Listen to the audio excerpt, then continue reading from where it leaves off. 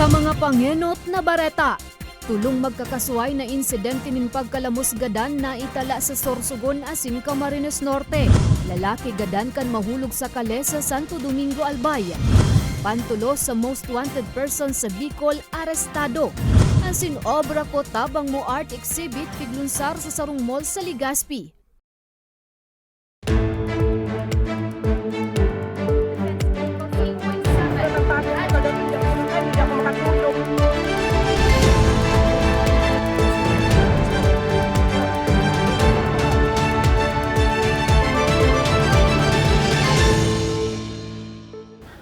Maray na hapon, Lunes, Enero 9, taong 2023. Uninan mga baretang tatak Bicol. Madadangugman ang mga baretang ini sa 88.7 Radyo Oragon Catanduanes sa 90.7 Radyo Oragon Legazpi.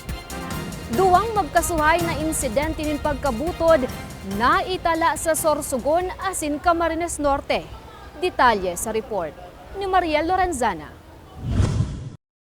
Naaagnas na kan madokayan kan personaes kan MDRRMO Dunsol ang bangkay kan 45 anyo sa Sidante Mansera. Residente kan Purok 3 Barangay Plaza, Jovellar, Albay na inot ng napabaretang nawawara kan Enero 5. Sa impormasyon, huring nahiling na nagbabanwit nin sira sa nasabing barangay si Mansera. Alagad, day na nakabalik pa sa saindang residensya. Pasado alas 9 nin aga kan Sabado, Enero 7, nahiling ang bangkay ni Mansera na nagpapataw-pataw sa salog na sakop kan Barangay Sugyan, Dunsol, Sorsogon. Bali, nag-conduct po tulos kita kay retrieval operations, kaiba po. So, PNP, tapos sa Coast Guard po, padumay. Pag-abot po duman, bali, na-recover ining sarong bangkay na unidentified siya actually nung una kasi wala man ki-reported missing person sa EOR na muya. Tulong ang gulo naman ang nahihiling ka nasabing opisina sa pagkagada ni Mansera. Siguro ko it's either natangay kang kang makusog na alon o na agos, or it's either na baka may nangyari sa iya health-wise kaya siya na natangay kang kang ilog po. Or pwedeng human error rin, baka nadulas or gano'n. Kasuod kan mailubong na ang biktima.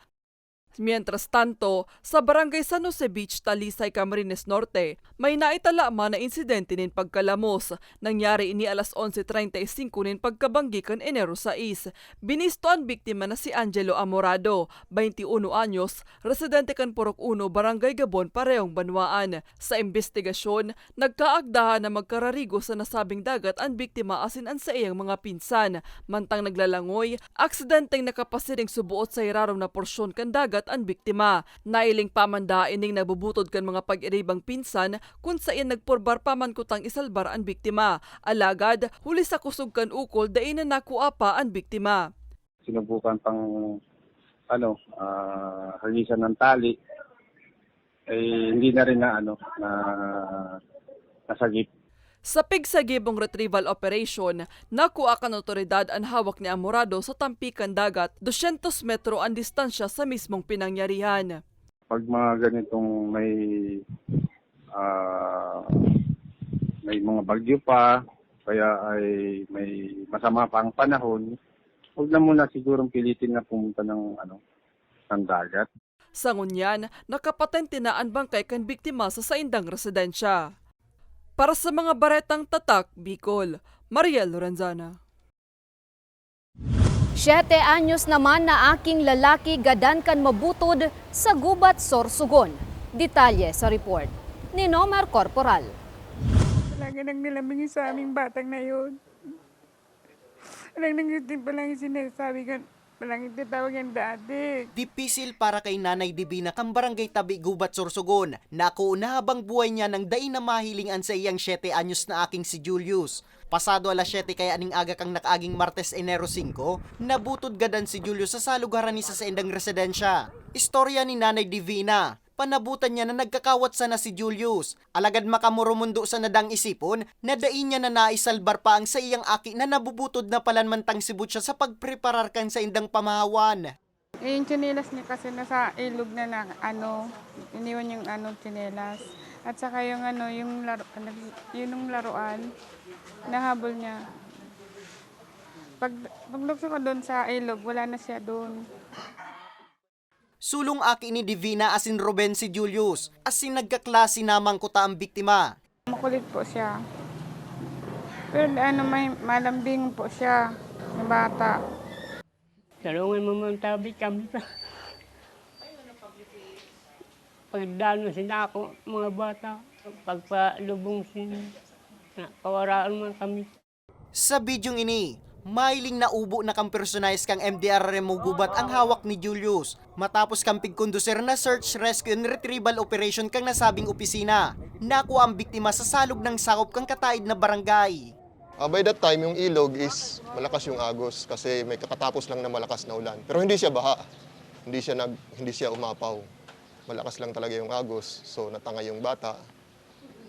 So, nang pagdating namin doon, yung BFP, saka yung response team namin, we conducted immediately yung search, rescue, and retrieval operations. During the interview, nalaman namin... Patanid kang opisina sa publiko. Urog na sa mga magurang na may mga minor de edad pang aki. Igutan ng gadang pagbantay sa kaakian, asin lugod, maging leksyon ang nangyari sa biktima. Para sa mga baretang tatak Bicol, Nomer Corporal. Duwang barangay sa Legazpi benepisyaryo kan ginibong gift-giving activity kan sarong pribadong grupo. Detalye sa istorya ni Mariel Lorenzana.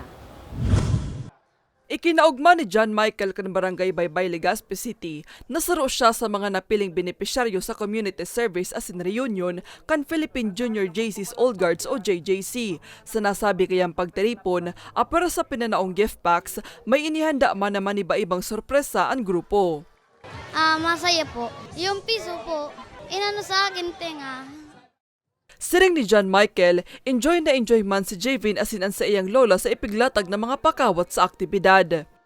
Maugma po, salamat sa pagpili sa Muya. May tema ang aktibidad na Reunite, Reconnect, Rekindle Face-to-Face. Ginibo ang aktibidad sa Event Plaza kan Embarcadero de Legazpi kan Sabado. Total na 330 ang napiling benepisyaryo kan grupo. Gikan ang mga ini sa Barangay Sabang asin Baybay. Sigun sa chairman kan Philippine Junior JC's All Guards sa si Sandra Rivero Javed, inina ni kadosing taon kan aktibidad. Obheto daaninda na makapagtaong asistensya asin kaugmahan sa mga benepisyaryo. Kang nailing ming medyo magayon sa response, ginibo mi na ining yearly. And today is the 12th annual Philippine Junior JC's Old Guards Reunion and Community Service. Naatasan si Legazpi City under my chairmanship. Ang pondo, gikanda mismo sa saindang sa diring bulsa. Kaming mga miyembro, nag-contribute kami para may gift-giving kami. So ano lang kaini? Nagpapalaro sa mga aki. Kasi usually pigigay mo mi talaga ini first weekend of January. Parang may katas pa ba sa holiday. So we can parang itao mi sa mga ining medyo less fortunate na mga tao. Inot na pigkondusiran aktibidad sa Marikina. Nagkaigwan naman in parehong community service sa Subic, Davao, Cebu, Cagayan de Oro, Tagaytay asin Bacoor. Sa masunod na taon, planong gibuon kan grupo ang sa indang community service sa Mindanao. Para sa mga baretang tatak, Bicol, Mariel Lorenzana. Lalaki gadan kan mahulog sa kale sa Santo Domingo, Albay. Asin obra ko tabang mo art exhibit piglunsar sa syudad nin Legazpi. Yan asin iba pang bareta sa samuyang pagbabalik. Tucked away in the province of Albay, known for its perfectly shaped Mayon volcano, Misibis Bay Resort, a locally owned 5-hectare private island resort. The resort is ready for all those looking to balance tranquility and adventure. This tropical destination is where guests can either choose to relax under the palm trees or have an adventure under the sun. It features modern and luxurious rooms and villas, recreational facilities, and sophisticated services.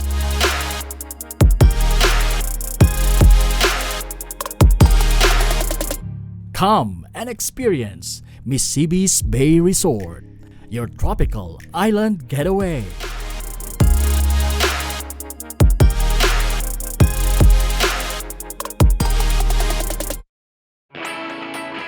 Naghahanap ka ba ng trabaho? Marunong ka bang mag-shoot ng video? Mag-edit? Magaling ka ba sa social media? Willing ka bang matuto? Graduate ng journalism o may alam na sa media? Apply na dahil naghahanap kami ng videographers para sa Camarines Norte, Sorsogon, Camarines Sur, Catanduanes at Masbate. Ipadala ang inyong resume sa Action Call Center at gmail.com at maging pinakabagong miyembro ng aming team. Tara na! Apply na!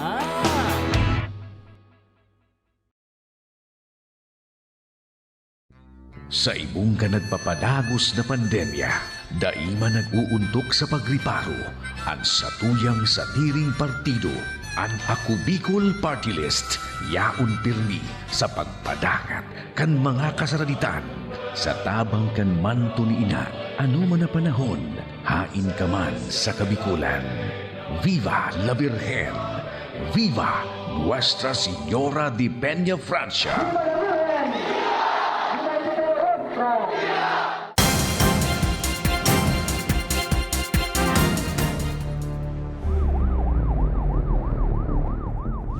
Nagbabalik ang Ako Bicol Online TV.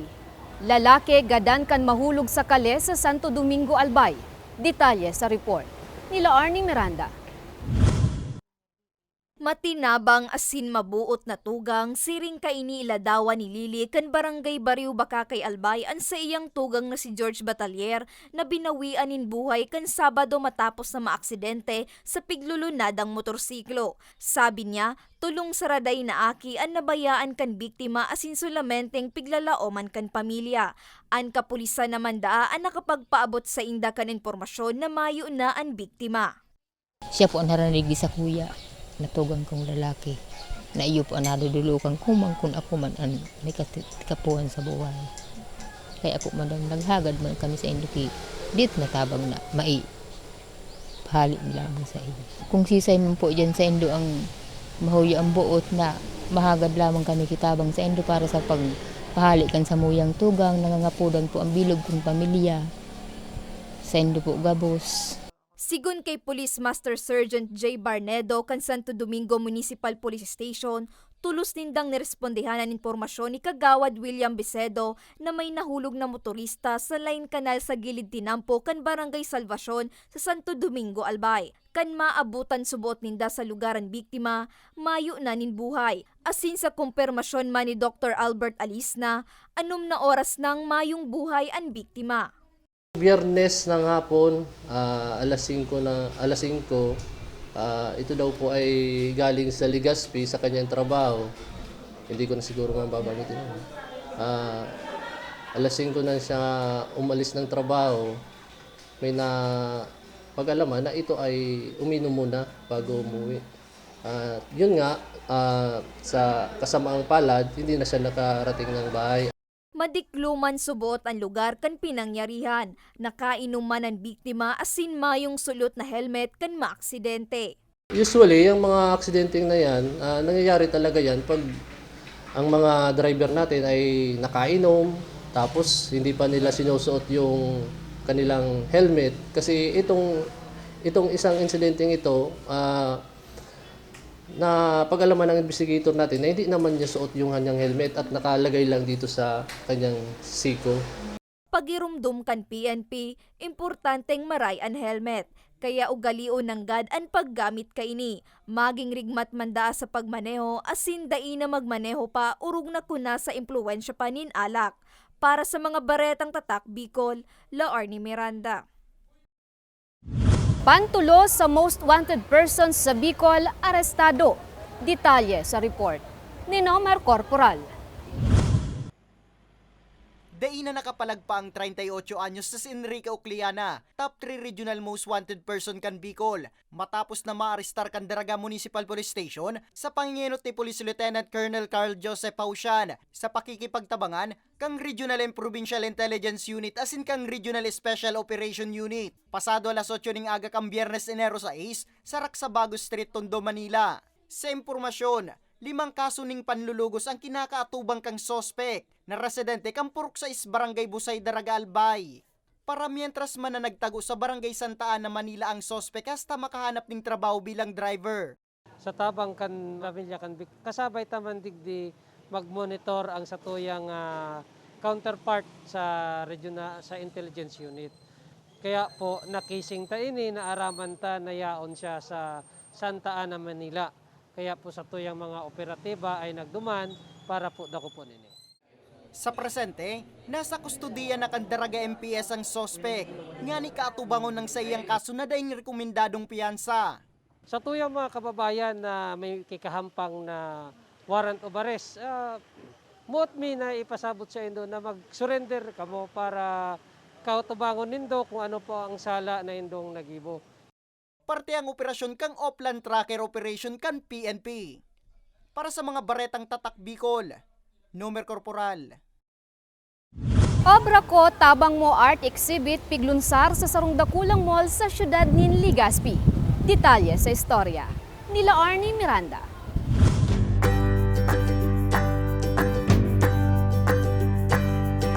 White Horse, Red Gumamela, Asin Sabong, ini ang tulo sa 46 na obra ni retired Professor Sam Aguilar kan Aquinas University o UST Legazpi. 34 taon man na naging paratukto sa physical education si Sam. Taong 2020 kan magretiro siya sa pagtuturo. Magabat mandaa sa iyang buot, alagad kay puwan niyang inuton ang sa iyang salud asin magpasairarom sa medikasyon. Nagkahelang kaya siya sa kidney asin puso. Huli taday siya tuod na mayong pihigibo, nag-isip subot siya nin mapaglilibangan. Asin sa pagpipinta, nakakuha siya nin kaugmahan. Na-diagnose ako na kidney failure, yung mga CKD, chronic kidney disease. So, inunod ako na nang sabi ng doktor, I have to undergo an operation, tapos maraming pang laboratories hanggang sa tinanggal nga yung gallbladder ko, yung cause ng Tapos nagkaroon ako ng damage yung kidney. Tapos yun, ginawa sa akin, mag-ano ka ng dialysis. 2 beses sa sarong simana kung magpa-dialysis si Sam, aminado siya na magabat sa bulsaan sa iyang medikasyon. Kaya nga ni madugangan ang sa iyang panggurugaso sa bulong, naisipan niyang magkaigwanin art exhibit. Inapod niya ining, obra ko tabang mo. Sabi ko, kailangan ko magpursige kasi sayang din naman. Pero kulang talaga kung anong isipin. Maraming pangangailangan kasi ang daming babayaran sa ospital. There was a time na na-ICU ako. So, grabe dagdag bayarin talaga pag na. Tapos ang sarili ko, para akong kasi alam mong may mahina ka. So, yun na lang, ko na lang yung oras ko na mag-paint na lang ako para at least may outlet ako. May nagkapira naman siyang obrang naipabakal. May nagkapirang naka-reserve naman. Sigun kay Sam, mapagalan magkahelang. Kaya importante ng gadaan na pangatamanan ng salud, mantang daipang kamatean. Ibig ko lang hong ibinta kayo sa kauna-unahang art exhibit ko. Ito po ay pinagpaguran ko. Kumbaga, I put passion on it. Kumbaga, kailangan kong ipakita sa tao kasi ang art must be seen by the people, no? Mga tao, no? Gusto ko sanang ipakita sa kanila ang mga nagawa ko na obra. Sa mga maawot na makatabang asin magbakal kan mga obra ni Sam, bisitahon sana ang ground floor kan Ayala Malls Legazpi. Para sa mga baretang tatak Bicol, La Arnie Miranda. Asinyanan katiripunan kan mga baretang tatak Bicol. Ako si Jen Nunez. Salamat!